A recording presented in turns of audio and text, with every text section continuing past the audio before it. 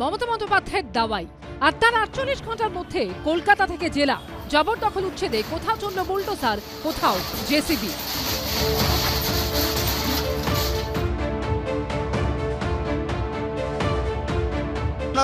DH road অর্থাৎ diamond Harbour রোডের সামনে রয়েছি এবং ডায়মন্ড হারবার রোডে কিন্তু আমরা দেখতে পাচ্ছি যে ইতিমধ্যে বেহালা থানার পুলিশ এবং তার সঙ্গে কলকাতা পুরসভার স্পেশাল অ্যাকশন স্কোয়াড তাদের তরফ থেকে এই প্রক্রিয়া চালানো হচ্ছে বেহালা থানার ওসির নেতৃত্বে। সোমবার নবান্নের বৈঠকের পর জবরদখল নিয়ে ক্ষোভ উগরে দেন মুখ্যমন্ত্রী। থলনেক আমার লজ্জা লাগছে, ইচ্ছা মতো সুজিত বোস লোক বসাচ্ছে কম্পিটিশন করে। কেন কেন বাইরের লোক বসবে? এআরডি অফিসের সামনে সব এনক্রোচমেন্ট হয়ে গেছে, একটা করে তিপ্পল লাগাচ্ছে, একটা করে বসে হচ্ছে, একটা করে তিপ্পল লাগাচ্ছে, একটা করে বসে পড়ছে। কেন? ওয়াই? দল, পুলিশ, প্রশাসন সবাইকে হুঁশিয়ারি দেন মুখ্যমন্ত্রী। রাম শাম যদু মধু যেই হোক, ইভেন আমিও যদি হই, আমাকেও ছাড়বেন না, লোভ বেড়ে যাচ্ছে। মুখ্যমন্ত্রীর হুঁশিয়ারির পরে টনক নড়ে পুলিশের।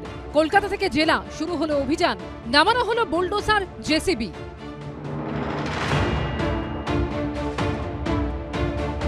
বুধবার বেহালা থানার ওসির নেতৃত্বে শুরু হয় অভিযান। ভেঙে দেয়া হয় বেআইনি অস্থায়ী সব দোকান। আমাদের কিছু বলার নেই, সব শেষ হয়ে গেল, খাই, আমাদের কিছু বলার নেই, এবার না খেয়ে মরতে হবে, আর কি করে, উপায় তো নেই। আমাদের তো চাকরি বাকরি নেই, আমাদের এই করেই খাওয়া, এই করে মেয়ের পড়াশোনা করা, সবকিছু এর উপরে নির্ভর। আমি জানি না আমি কি করব। আমার মেয়ের একদম পুরো মুভমেন্ট কলেজে পড়ছে, এরপরে ওর আরো পড়াশোনা করার ইচ্ছা, কি করে করবো আমি জানি না। ওর পড়াশোনার, ওর বিএড করার ইচ্ছা, ওর অনেক ইচ্ছা, আমি জানি না কি করে করবো আমি। আপনার মেয়ে কোন কলেজে পড়ে? আমার মেয়ে যোগমায়া দেবী কলেজে পড়ে। আপনার নাম? ইংলিশে অনার্স করছে। জবরদখল উচ্ছেদ অভিযান ঘিরে উত্তেজনা ছড়ায় নিউ টাউনের কোল ভবন সংলগ্ন এলাকায়। আইন নিজের হাতে তুলে নেবেন না। আপনারা যদি মনে করেন গাজোয়ারি করবেন, তাহলে কিন্তু আমাদের কোনো সাহায্য পাবেন না। 11 জন হকারকে আগেই পুনর্বাসন দিতে চাওয়া হলেও তারা পুনর্বাসনের চিঠি নিতে চাননি বলে দাবি প্রশাসনের। আপনাদেরকে আগেও বলেছি, এখনো বলছি, এখানে টোটাল 59 হকার ছিল। সবাইকে আমরা অ্যালটমেন্ট লেটার দিয়েছি, এরা রিফিউজ করেছে, এরা নেয়নি। 47 যারা ছিল তারা চলে গেছে, 11 জন লেফট আউট।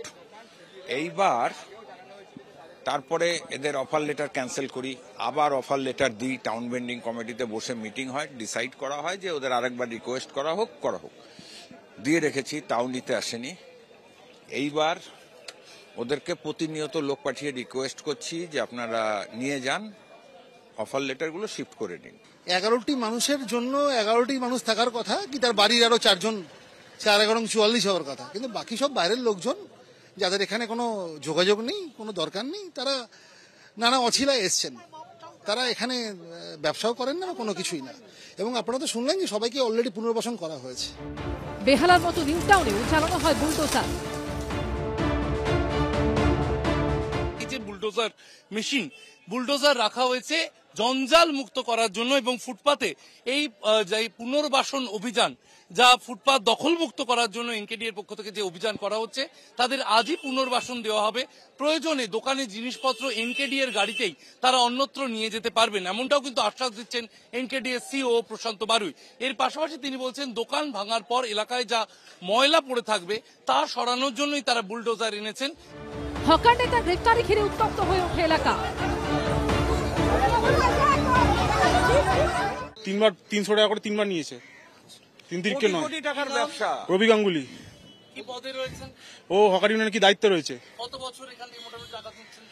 আমার তো হয়ে গেল প্রায় 7-8 বছর উপর দোকান হয়ে গেল। 7-8 বছর আপনার? ওই সেন্ট্রাল মালা মেন গেটের সামনে। 7-8 বছর আপনাকে টাকা দিচ্ছেন। আলিপুর চিড়িয়াখানার সামনেও বেআইনি দখলদারি ওঠাতে নিয়ে আসা হয় বুলডোজার। ম্যাটাডোরে করে তুলে নিয়ে যাওয়া হয় অস্থায়ী দোকানগুলিতে থাকা রেফ্রিজারেটর।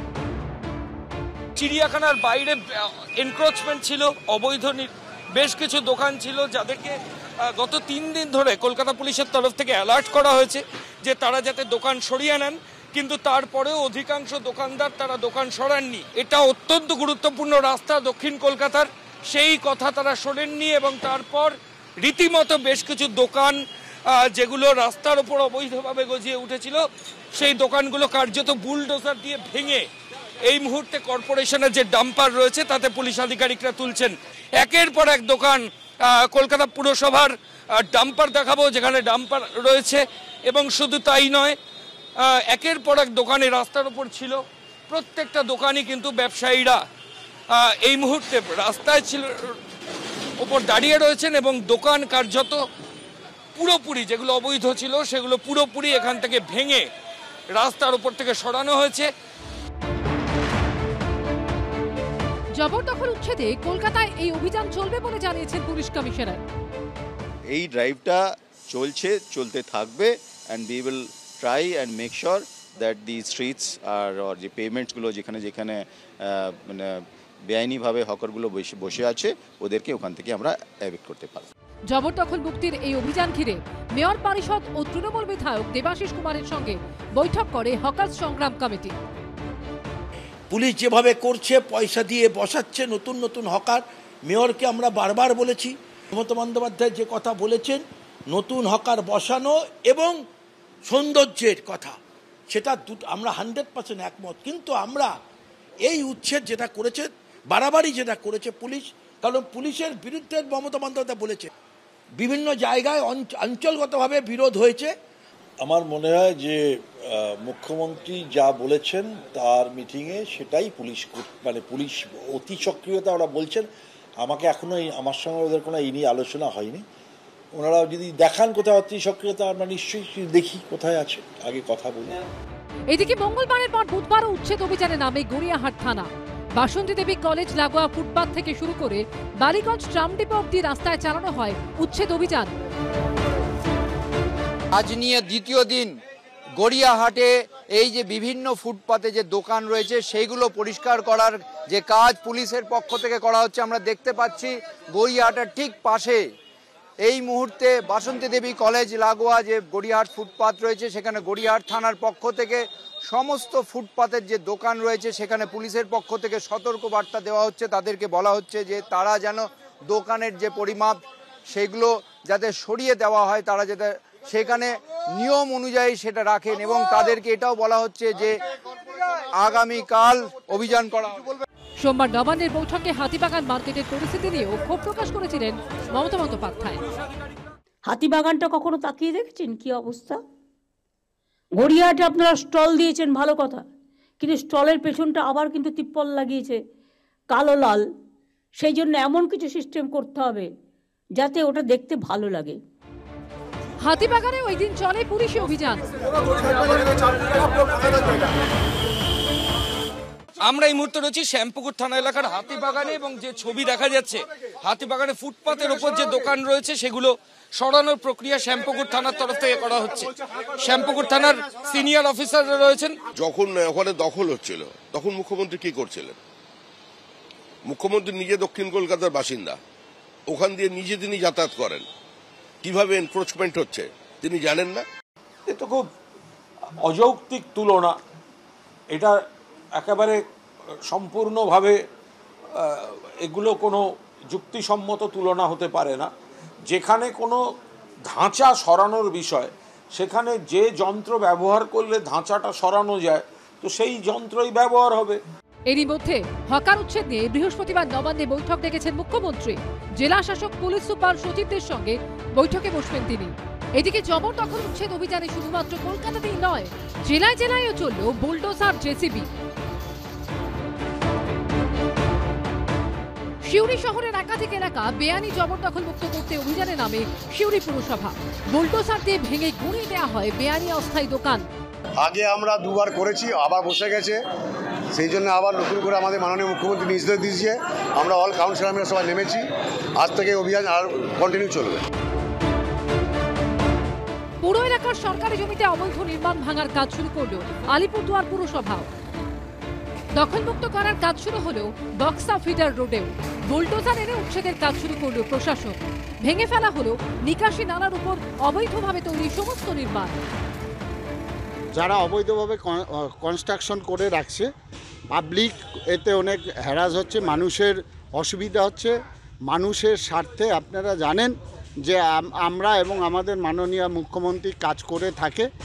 তাই আমরা জেলা প্রশাসন এবং আলিপুরদুয়ার পৌরসভা মিলে আমরা শুধু আলিপুরদুয়ার নয় সারা বাংলা এরকম যারা এই দখল করে রাখছে তাদেরকে আমরা অনেকবার নোটিশ দিয়েছি, অনেকবার বলেছি। কিছু ক্ষেত্রে লোক উঠেছে, কিছু ক্ষেত্রে উঠে নাই। তা আজকে আমরা সব সরিয়ে দিচ্ছি। হাওড়া পুরসভার প্রশাসক সব দায়িত্ব নিজের হাতে রেখেছেন, কারোর সাথে আলোচনা করেন না, গায়ের জোরে চলেন।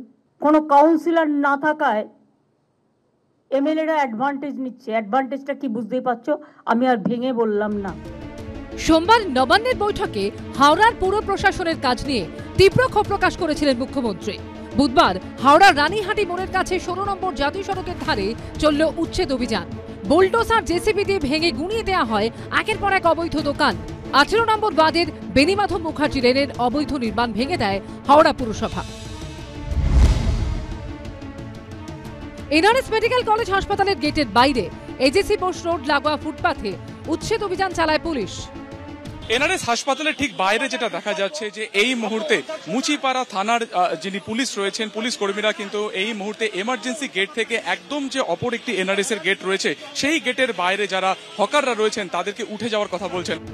ফুটপাথ জুড়ে থাকা একের পর এক দোকানদারদের সতর্ক করে পুলিশ, সরিয়ে দেওয়া হয় সামগ্রী। शाम तक नहीं होगा तो हमको एक्शन लेना पड़ेगा, ठीक है? हम वो सब नहीं जानते, शाम को हम आएंगे, शाम तक आप हटा लीजिए, नहीं तो हमको एक्शन लेना पड़ेगा। मेरा माल तो ले जा, गाड़ी में जो है जो ले लिया वो जाइएगा, क्लेम कीजिएगा, हम दे देंगे, उसका कोई बात नहीं है। सामान जो अगर कुछ उठाया है वो भी वापस मिल जाएगा आपको सबूत देके। हाँ, सॉरी नो। একই ছবি ক্যানিং স্ট্রিট কিংবা বেন্টিং স্ট্রিটেও। পুলিশ দেখেই রাতারাতি ফুটপাত দখল করে রেখে দেওয়া সামগ্রী দোকানের ভিতর ঢুকিয়ে ফেলতে শুরু করেন দোকানদাররা। ক্যানিং স্ট্রিট একেবারে রাস্তার মধ্যে কিন্তু একের পর এক দোকান, সেই দোকান বসেছিল, সেটা খালি করার পরবর্তীকালে এই মুহূর্তে আমরা বেন্টিং স্ট্রিটে রয়েছি। বেন্টিং স্ট্রিটও কিন্তু একই রকম ছবি। এখানে যেমন একেবারে শেড দিয়ে একটা দোকান তৈরি করা হয়েছিল, ফুটপাতের মধ্যে সেলুন তৈরি করা হয়েছিল, সেটা সব সরিয়ে দিতে বলা হচ্ছে, সরিয়ে দিচ্ছে। এখানে পুলিশ রয়েছে, হেয়ারস্ট্রিট থানা পুলিশ রয়েছে। এই যে রাস্তা রয়েছে, যে রাস্তা ফুটপাত এছাড়া যে ব্ল্যাক টপ রয়েছে মেন রোডের ওপরে, একের পরে যে দোকানগুলো বসেছিল সেই সমস্ত দোকান সরিয়ে দেওয়ার কাজ চলছে। মুখ্যমন্ত্রীর কড়া বার্তা এবং তার পরবর্তীকালে আমরা দেখতে পাচ্ছি যে অভিযান, সেই অভিযান শুরু হয়েছে, এটা কিন্তু চলছে। কলকাতার পুলিশ কমিশনার তিনি যেমনটা জানিয়েছেন যে কোনো রকম ভাবে যে এই যে অভিযানটা চলছে সেই অভিযান কিন্তু আগামী দিনেও চলবে। আপনার দোকান ছিল? हाँ, মানে কতদিন ধরে আছে? बहुत दिन से। पहले बाबा था, 30-40 साल से हो। अब क्या करेगा, आप लोग सब देख ही रहे हैं, इसमें क्या हम बोले। হেয়ারস্ট্রিট থানা এলাকার বিভিন্ন জায়গায় দেখতে পাচ্ছি যে জায়গায় করে ফুটপাত দখল হয়ে গিয়েছে সেইখানে কিন্তু আজকে সেখানে অভিযান চলছে। হেয়ারস্ট্রিট থানা এলাকার বিশেষ করে এই যে জায়গা বেন্টিং স্ট্রিট এছাড়া ক্যানিং স্ট্রিট বা অন্যান্য যে এলাকাগুলো রয়েছে সেই জায়গা একেবারে যে জায়গায় ফুটপাত বা মেন রোড রয়েছে সেখানেও কিন্তু এরকম হকার তারা কিন্তু এখানে বসেছিলেন এবং বসে রাস্তা সম্পূর্ণ বন্ধ হয়ে গিয়েছিল এবং সেই মতোই কিন্তু যে হকাররা এখানে রয়েছেন তাদেরকে এখান থেকে সরিয়ে দেওয়ার কাজ সেটা চলছে এবং হেয়ারস্ট্রিট থানা পুলিশ, অন্যদিকে ট্রাফিকের পুলিশ কর্মীরা তারা এখানে উপস্থিত থেকে একসঙ্গে এই যৌথ অভিযান চালাচ্ছেন। আমি আপনার কাছে প্রশ্ন করতে চাই মাননীয় মুখ্যমন্ত্রী, যে এই যে সরকারি জমি উদ্ধার, এটা দার্জিলিং থেকে দীঘা, কোচবিহার থেকে কাকদ্বীপ, না কেবলমাত্র বিধাননগর, হাতিবাগান, গড়িয়াহাট, আপনার শকত মোল্লা শাহজাহান বাহিনীর অত্যাচারে যে বাসন্তী গোসাবা, সন্দেশখালী, হিঙ্গলগঞ্জ, বসিরহাটের গরিব লোকগুলো কলকাতায় এসে সামান্য হকারি করে খায় তাদের জন্য, না এটা গোটা রাজ্যে আপনার কোন নীতি নিয়ম এবং এসওপি তৈরি হয়েছে? আমি রাজ্যের বিরোধী দলনেতা হিসাবে বলবো যে আপনি প্রথমে এসওপি তৈরি করুন, আপনার সমস্ত ডিপার্টমেন্টগুলোকে নিয়ে ভূমি রাজস্ব দপ্তরকে নোডাল ডিপার্টমেন্ট করে আগে ল্যান্ডস্কেপ ম্যাপ তৈরি করুন, করে সরকারি জমি চিহ্নিতকরণ করুন। আপনি প্রপারলি জনগণকে নোটিশ দেন, তাদেরকে নির্দিষ্ট সময়ের মধ্যে সরকারি জমি ছেড়ে দেওয়ার জন্য বলে আইনগত নোটিশ করুন।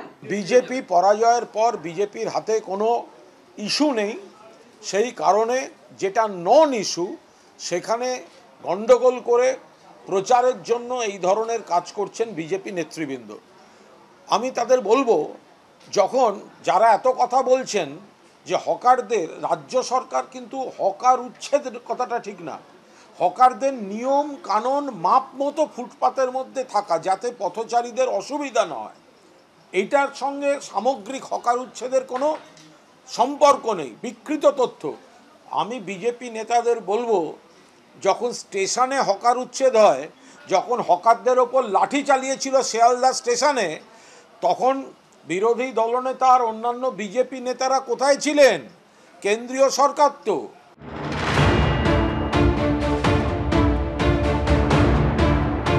সোমবার মুখ্যমন্ত্রীর কড়া বার্তার পর ফুটপাত দখলমুক্ত করতে অ্যাকশন মোডে পুলিশ প্রশাসন। ভাঙা হচ্ছে অস্থায়ী দোকান, খালি হচ্ছে ফুটপাত। তবে বুধবার যে বেহালার ফুটপাত দখলমুক্ত করতে বুলডোজার চলেছে, সেখানেই দেখা গেল আরেক ছবি। বেহালা ম্যান্টনে ডায়মন্ড হারবার রোডের পাশে ফুটপাত জুড়ে রয়েছে তৃণমূলের কার্যালয়।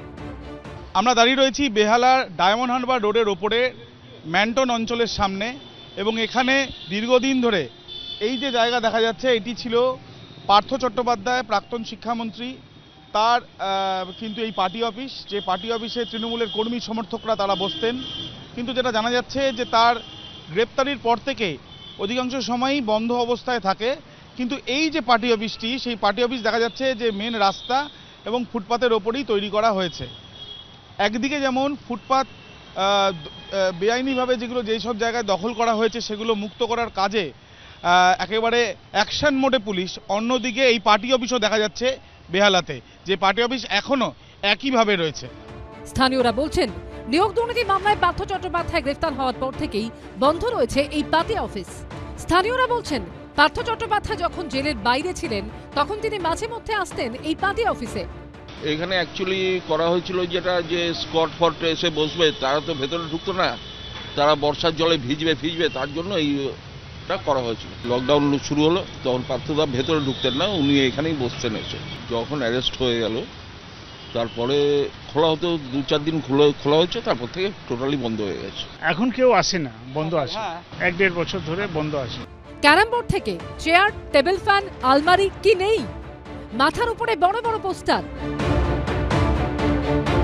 ধর্মতলার মোড়ে জওহরলাল নেহরু রোডের পাশের ফুটপাথের একটা বড় অংশ জুড়ে হকার্স সুরক্ষা ইউনিয়নের অফিস।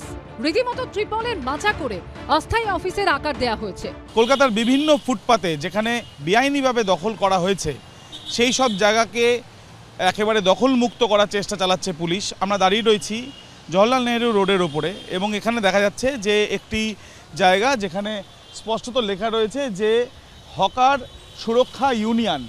সেই হকার সুরক্ষা ইউনিয়নের তরফ থেকে এখানে কিন্তু এই মাচা করা, এবং এখানে দেখা যাচ্ছে যে মদন মিত্র থেকে আরম্ভ করে তৃণমূলের ববি হাকিমের ছবি এবং একাধিক নেতৃত্বের ছবি, ক্যারাম বোর্ডও এখানে রয়েছে। জওহরলাল নেহরু রোডের পাশেই পিয়ারলেস ইন হোটেলের তলায় একইভাবে তৈরি হয়েছে হকার সুরক্ষা ইউনিয়নের আরও একটি অফিস। শহর জুড়ে ফুটপাত দখলমুক্ত করতে পুলিশ তৎপর হলেও এই অফিসগুলিতে কিন্তু হাত পড়েনি। আপনাদের এই যে অফিসটা, যে অফিসে আপনি এখন বসে আছেন, এই অফিসটা সমস্ত নিয়ম মানা হয়েছে? একদম নিয়ম মানা হয়েছে। প্রিয়জন অসুস্থ, হাসপাতালে ভর্তি করতে হবে, বেড মিলবে কিনা জানেন না, আর আপনার এই অসহায়তার সুযোগ নিতেই সরকারি হাসপাতালে ওঁত পেতে আছে দালাল চক্র।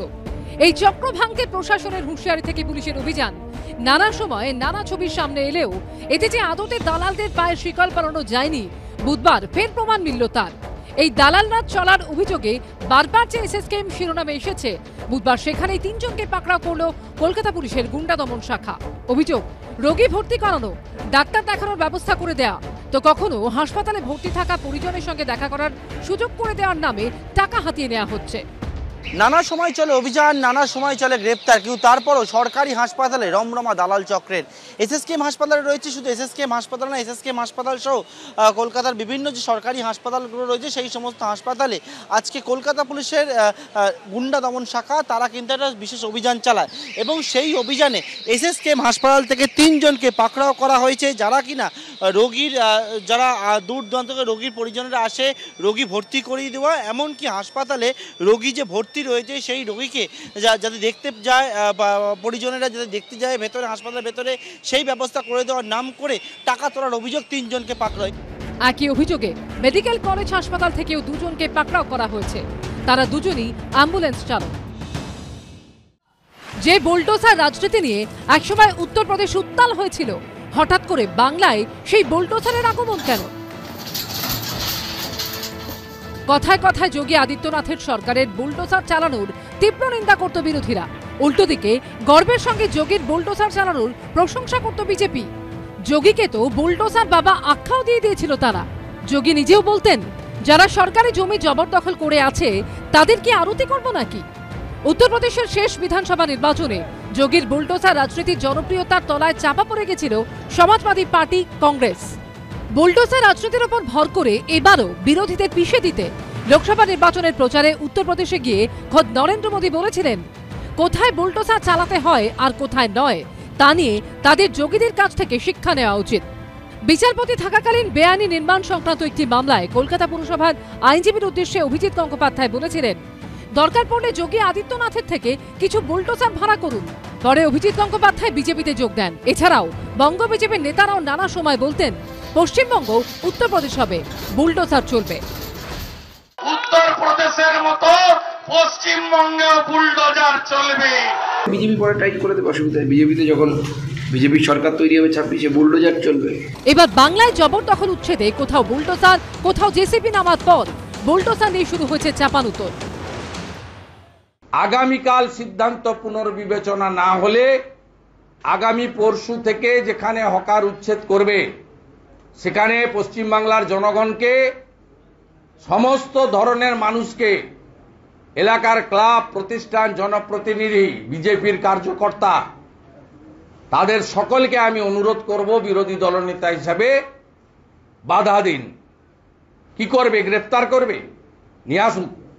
এবং প্রয়োজন হলে আমিও যদি আগাম জানতে পারি কোথাও হচ্ছে উইদাউট নোটিস, আমি লিডার অব অপোজিশন হিসেবে আমি নিজেও বুলডোজারের সামনে বা পুলিশের সামনে দাঁড়ানোর জন্য প্রস্তুত আছি।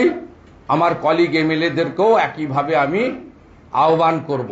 কাউকে দেখে অনুকরণ করে হকার উচ্ছেদ করা, বুলডোজার নামানো, আমি মনে করি এগুলো টুকে পাস করার ব্যাপার। যোগীকে দেখলাম বুলডোজার, তো আমিও বুলডোজার মুখ্যমন্ত্রী হয়ে যাই। এই অভিলেষা থেকে আমি মনে করি বুলডোজার পর্যন্ত নেমেছে, কিন্তু নকল করে আসল কাজ উদ্ধার হয় না। যখন হকারদের ওপর লাঠি চালিয়েছিল শিয়ালদা স্টেশনে, তখন বিরোধী দলনেতা আর অন্যান্য বিজেপি নেতারা কোথায় ছিলেন? কেন্দ্রীয় সরকার তো, রেল তো, প্ল্যাটফর্ম তো, সেখানে তাহলে তখন কেন হকারদের উপর লাঠি? এমনকি খবরের কাগজ বিক্রি করেন যারা, তাদের ওপর লাঠি চালিয়ে হকার উচ্ছেদ করেছিলেন এই বিজেপির প্রশাসন, রেল প্রশাসন। তো তখন গিয়ে বুক দিয়ে আগলে তখন দাঁড়াননি কেন সেখানে? এনআরএস মেডিকেল কলেজ থেকে অ্যাপোলো হাসপাতাল, শহরের নানা প্রান্তে জবরদখল উচ্ছেদ চলছে।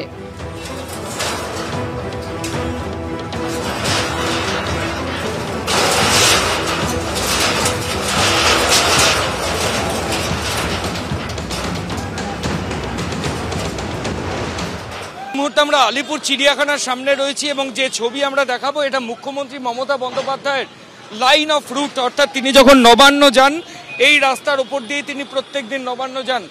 যেটা আলিপুর থানার তরফ থেকে বলা হচ্ছে যে চিড়িয়াখানার বাইরে এনক্রোচমেন্ট ছিল, অবৈধ বেশ কিছু দোকান ছিল, যাদেরকে গত 3 দিন ধরে কলকাতা পুলিশের তরফ থেকে অ্যালার্ট করা হয়েছে যে তারা যাতে দোকান সরিয়ে নেন, কিন্তু তারপরেও অধিকাংশ দোকানদার তারা দোকান সরাননি।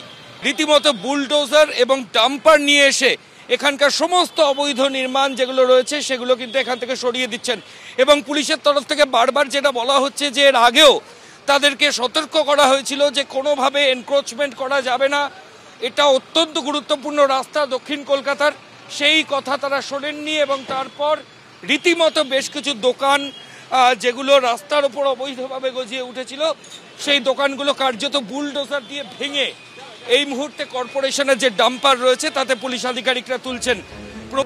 এরই সঙ্গে এই প্রশ্ন উঠছে, এত বছর পর হঠাৎ করে জবরদখল উচ্ছেদে এই তৎপরতা কেন? পুরো পরিষেবা নিয়ে এত ধমক কেন? নেতা মন্ত্রী বিধায়কদের হুঁশিয়ারি কেন? এই নিয়ে রাজনৈতিক চর্চার মধ্যে লোকসভার ফল ঘেঁটে দেখা যাচ্ছে এবারের ভোটে তৃণমূল দারুণ ফল করলেও তা মোটের ওপর সম্ভব হয়েছে গ্রামীণ ভোটারদের সৌজন্যে। শহরে ভোটারদের বড় অংশই কিন্তু তৃণমূলের থেকে দূরে থেকেছে। 144 ওয়ার্ড বিশিষ্ট কলকাতা পুরসভায় বছর দুয়েক আগে পুরো ভোটে যেখানে মাত্র 3টি ওয়ার্ডে জিতেছিল বিজেপি, সেখানে এবার লোকসভা ভোটের ফলের নিরিখে 45টি ওয়ার্ডে এগিয়ে রয়েছে তারা। উল্টো থেকে 2021-এ কলকাতা পুরসভায় 134টি ওয়ার্ডে জিতেছিল তৃণমূল, এবার তাদের লিড কমে হয়েছে 98টি ওয়ার্ড। শুধু কলকাতা নয়, জেলার পুরসভাগুলির ফলাফলও চিন্তা বাড়িয়েছে তৃণমূলের। লোকসভা ভোটের পুরসভা ভিত্তিক ফল অনুযায়ী রাজ্যের 121টি পুরসভার মধ্যে 74টিতেই ওয়ার্ড ভিত্তিক ফলাফলের নিরিখে 1 নম্বরে রয়েছে বিজেপি, তৃণমূল 41টিতে, কংগ্রেস 3টিতে প্রথম স্থানে এবং 3টি পুরসভা টাই হয়ে রয়েছে। দুদিন আগে যে বিধাননগর পুরসভার ভূমিকা নিয়ে কার্যত তুলোধনা করেছেন মুখ্যমন্ত্রী, লোকসভা ভোটের পুরসভা ভিত্তিক ফল অনুযায়ী সেই বিধাননগর পুরসভার 41টি ওয়ার্ডের মধ্যে বিজেপি 25টি এবং তৃণমূল 16টিতে এগিয়ে রয়েছে। সল্টলেক আমার লজ্জা লাগছে, ইচ্ছা মতো সুজিত বোস লোক বসাচ্ছে কম্পিটিশন করে। কেন কেন বাইরের লোক বসবে? এআরডি অফিসের সামনে সব এনক্রোচমেন্ট হয়ে গেছে, একটা করে তিরপল লাগাচ্ছে, একটা করে বসে হচ্ছে, একটা করে তিরপল লাগাচ্ছে, একটা করে বসে পড়ছে। কেন? ওয়াই?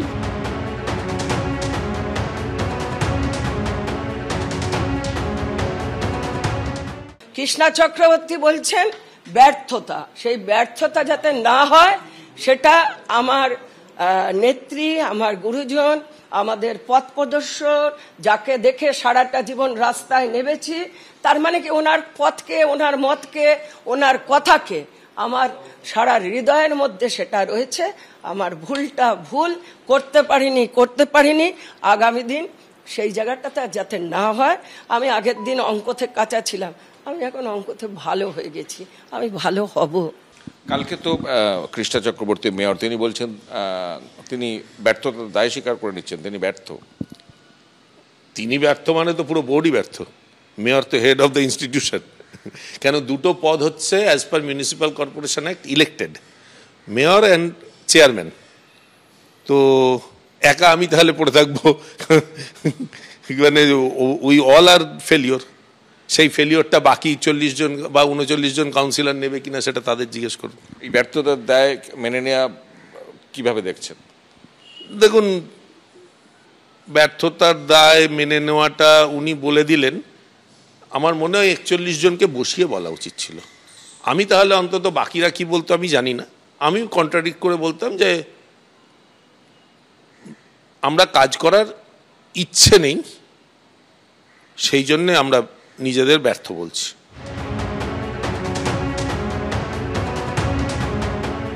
বোর্ড মিটিংটাও 6 মাসে একবার হয়। অনেকবার বলেছি, লিখিত আকারে বেআইনি নির্মাণ মাননীয় মুখ্যমন্ত্রী বলেছেন, এবং জলা ভরাট অন্তত 100, আমার কাছে ডিটেলস আছে, যে যেরকম কমপ্লেন পাঠায় ওনার কাছে পাঠাই। পোস্টার সাঁটা হয়েছে তাদের বাড়ির বাইরে, আর যেটাই পোস্টার সাঁটা হয়েছে সেটা তাড়াতাড়ি আরও বেশি তৈরি হয়েছে। উনি যতবার বলেছি বোর্ড মিটিংয়ে যে আপনার সদিচ্ছার অভাব, উনি বলেছেন যে মেয়রকে, হ্যাঁ, যে আপনার সদিচ্ছার অভাব, আপনি ভাঙছেন না কেন? আমার টাইমে তো আমি ভেঙে দিতাম। আমার আপনার মাধ্যমে দুটো সদ উপদেশ বারবার ওনাকে দিয়েছি, উনি নিতে রাজি নন। বিরোধীদের থেকেও কিন্তু জানা উচিত। প্রাক্তন কলকাতার মেয়র বিকাশ ভট্টাচার্য সাহেব কিছু বলেন, আমি খুব মন দিয়ে শুনি, কেন উনি আইনটা জানেন। দেখুন, আমিও মেয়র ছিলাম, আমি দল ছেড়েও চলে গেছিলাম, কিন্তু উনি কোনোদিন আমায় বলতে পারেননি যে বেআইনি নির্মাণ তোমার এরিয়ায় কেন হচ্ছে আর জলা ভরাট কেন হচ্ছে।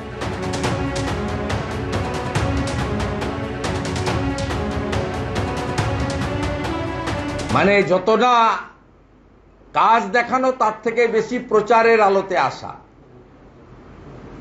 আমরা এটা গত 2-3 দিন ধরে দেখছি। পৌর এলাকায় নাগরিক পরিষেবা পরিচ্ছন্নতা এর পক্ষে ভারতীয় জনতা পার্টি। আপনি পুরসভাতে ভিভিপ্যাট বাদ দিয়ে পুরনো ইভিএম মেশিনগুলোতে ভোট করে ছাপ্পা মেরে যে জিতেছিলেন 22 সালে, এবারের ভোটের ফলে সেটা প্রমাণ হয়েছে। সেই কারণে কলকাতা কর্পোরেশন সহ 69টা পুরসভাতে ভারতীয় জনতা পার্টি জিতেছে। এটা হলো আপনার গাত্র দেওয়ার আসল কারণ। বিরোধী দলনেতা হকার প্রসঙ্গ নিয়ে যা বললেন, বাস্তবের সঙ্গে তার কোনো সঙ্গতি নেই। বিকৃত তথ্য এবং কিছু ভিত্তিহীন অভিযোগ। এই আবহেই নবান্নে মন্ত্রিসভার বৈঠকেও মুখ্যমন্ত্রীর মুখে উঠে এলো মানুষের পাশে থাকার বার্তা। নবান্ন সূত্রে দাবি, এই দিন যে এলাকায় তৃণমূলের ভোটের ফল খারাপ হয়েছে সেই এলাকার মন্ত্রীদের নাম ধরে মুখ্যমন্ত্রী বলেন, আরো বেশি করে মানুষের পাশে থাকতে হবে, মানুষের বিপদে পাশে দাঁড়াতে হবে, মানুষের হয়ে কাজ করতে হবে, মানুষের সঙ্গে সংযোগ রাখতে হবে। আমাদের অভিমুখ হচ্ছে মানুষের জন্য কাজ করা। মানুষের কাছে না গেলে ভোটে জেতা যাবে না, মানুষের কাছে যেতে হবে, মানুষের জন্য কাজ করতে হবে।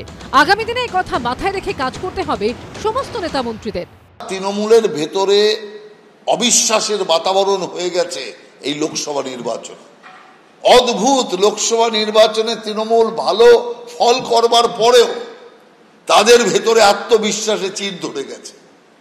তাদের মধ্যে কারা তৃণমূলের শত্রু, তার কারা ভেতরে থেকে তৃণমূলের অন্তর্ঘাত করছে, এই নিয়ে আজকে প্রশ্ন ঘুরছে সর্বত্র। একজন আরেকজনকে গালিগালাজ করছে, একজন আরেকজনের মতো উপর সন্দেহ করছে। অবিশ্বাস যত বাড়বে তৃণমূলের ধ্বংস তত তাড়াতাড়ি হবে। সরকার হলফনামা দিয়ে জানিয়েছিল যে বিধাননগরের মাত্র 2টো ওয়ার্ডে কটা বেআইনি নির্মাণ হয়েছে। বিস্ময়কর তথ্য দিচ্ছেন সব্যসাচী দত্ত। 333টি, আই রিপিট 333টি বেআইনি নির্মাণ হয়েছে সল্টলেকের মাত্র 2টো ওয়ার্ডে। 3 মে 2023 সব্যসাচী দত্ত বেআইনি নির্মাণের একটা তালিকা পাঠাচ্ছেন। আমি প্রথমে দেখে নিই কাকে কাকে পাঠাচ্ছেন। 1, বিধাননগরের পুলিশ কমিশনার, 2, পুর এবং নগর উন্নয়ন মন্ত্রী, এবং 3, জেলা শাসক। সেই রিপোর্টে 36টা স্পেসিফিক উদাহরণ ঠিকানা সহ যে বেআইনি নির্মাণ হয়েছে সব্যসাচী দত্ত পাঠাচ্ছেন। তারপর অন ক্যামেরা আজকে অর্থাৎ 20 মার্চ 2024 বলছেন কোনো অ্যাকশন টেকেন রিপোর্ট তিনি পাননি। অর্থাৎ আমাদের ধরে নিতে হবে কোনো অ্যাকশন হয়নি। কে বলছেন? আবার বলছি, সল্টলেক পুরসভার চেয়ারম্যান সব্যসাচীদা। 2015 থেকে 2020 এই সময়টা সব্যসাচীদাই কিন্তু বিধাননগর পুরসভার মেয়র ছিলেন। এই সময়ের মধ্যে যে বেআইনি নির্মাণগুলো হয়েছিল তিনি কি সেগুলো উল্লেখ করে চিঠি দিয়েছিলেন? আমি জানি না। উনি বলছেন গত 1 বছর বা 1.5 বছর। আমি দেব, আমি সেটা বলছি না। একটা ঘটনা ঘটলে তখন সেখানে দায় এড়িয়ে যাওয়াটা খুব সহজ, কিন্তু যখন কোনো ভালো কাজ হয় সেটা রেসপন্সিবিলিটি যেরকম আমরা সবাই ভাগ করে নিই, যদি কোনো এরকমের ঘটনা ঘটে তখন আমরা কেউ দায় এড়িয়ে যেতে পারি না, বা এড়ানোটা উচিত নয়, সমীচীনও নয়। আমি আপনাকে একটা কথাই বলবো, সব্যসাচীটাকে একটা কথাই বলবো, যে আপনার সাথে তো আমি যতটুকু জানি পুরমন্ত্রী ফিরহাদ হাকিমের অত্যন্ত ভালো সম্পর্ক। আপনি বলছেন আপনি একটা চিঠি পাঠিয়ে নিশ্চিতভাবে আপনি জানিয়েছিলেন, তারপর ফলো আপটা কি করেছিলেন? আমি তো আপনার সাথে ববিদাকে প্রায়ই আপনাকে কর্পোরেশনও আসতে দেখেছি, বিধানসভাতে আপনাদের দেখা হয়েছে, আপনি যখন যোগদান করেছিলেন তারপর বহুবার আপনার সাথে দেখা হয়েছে। ফলো আপ রিপোর্টটা যদি পাওয়া যেত তাহলে পুরো ব্যাপারটা বুঝতে সুবিধা হতো যে আপনি এটার জন্য কতটা উদ্যোগী। তুমি শুরু করলে সল্টলেক সব্যসাচী বাবুকে দিয়ে, তুমি তোমার আর্কাইভ চালিয়ে দেখো। আমি দিনের পর দিন বলেছি, এখনো বলছি, সেক্টর 5 ঢোকার সঙ্গে ডান হাতে যে এন্টার সুকান্ত নগর বলে যে জায়গাটা আছে, প্রত্যেকটা বাড়ি ইল্লিগাল।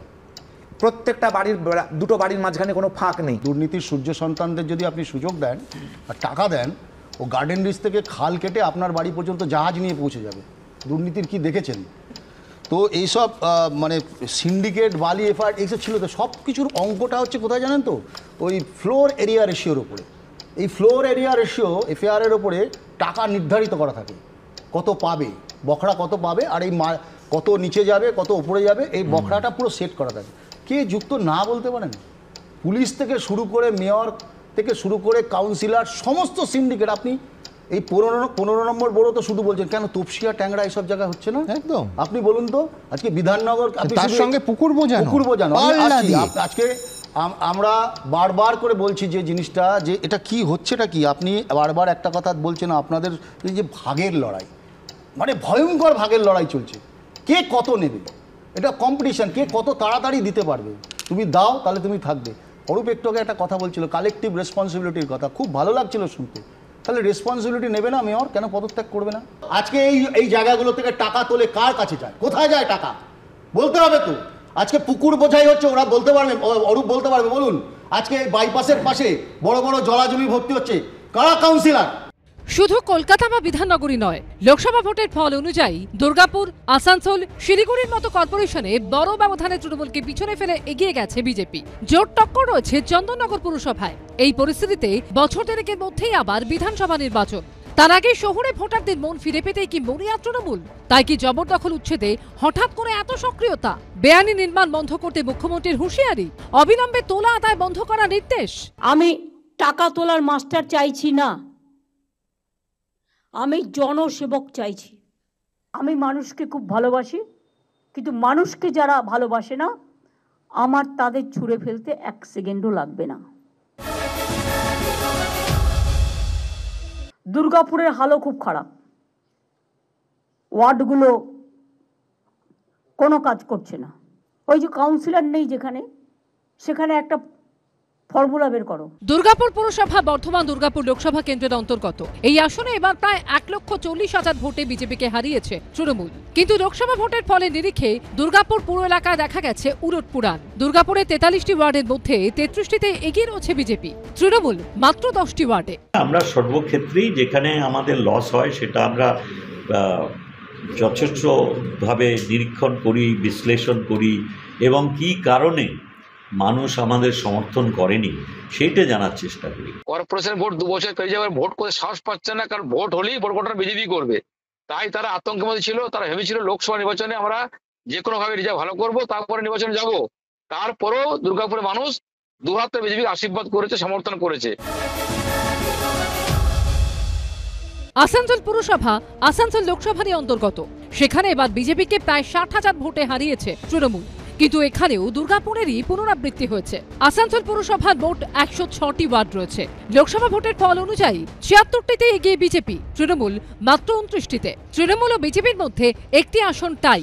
উত্তরবঙ্গ থেকে দক্ষিণবঙ্গ ছবিটা কিন্তু এক। দার্জিলিং ও জলপাইগুড়ি লোকসভা কেন্দ্রের মধ্যে পড়ে শিলিগুড়ি পুরসভার 47টি ওয়ার্ড। এর মধ্যে 46টি ওয়ার্ডেই এগিয়ে বিজেপি, তৃণমূল মাত্র একটিতে। অর্থাৎ কর্পোরেশন এলাকা তৃণমূলের এখন মাথা ব্যথার প্রধান কারণ। মুখ ফিরিয়েছে ভোটাররা, আর তাতেই মুখ ভার শাসক দলের। আর তাই কি শহরে ভোটারদের ভরসা ফিরে পেতেই এত বছর বাদে জবরদখল মুক্ত ফুটপাথের উদ্যোগ, জমি মাফিয়াদের দৌরাত্ম্য বন্ধ করার তৎপরতা? কলকাতা কর্পোরেশন সহ 69টা পুরসভাতে ভারতীয় জনতা পার্টি জিতেছে। এটা হলো আপনার গাত্রদার আসল কারণ। আগাম নোটিশ না দিয়ে আপনি যে কাজ আপনার পুলিশ বিধাননগরে বেহালাতে আজকে বুলডোজার চালিয়েছেন, কনসাস ভোটার যারা থাকেন শহর এলাকায় তারা এবারে অনেকাংশে এত জোর জুলুম, হুমকি, সন্ত্রাস, আইপ্যাক পুলিশ থাকার পরেও অনেকেই মুখ ঘুরিয়ে নিয়েছেন। মুখ্যমন্ত্রী কিন্তু একবারও হকার উচ্ছেদ বা হকারদের বিরুদ্ধে অমানবিক কোনো কঠোর পদক্ষেপ মুখ্যমন্ত্রী বলেননি।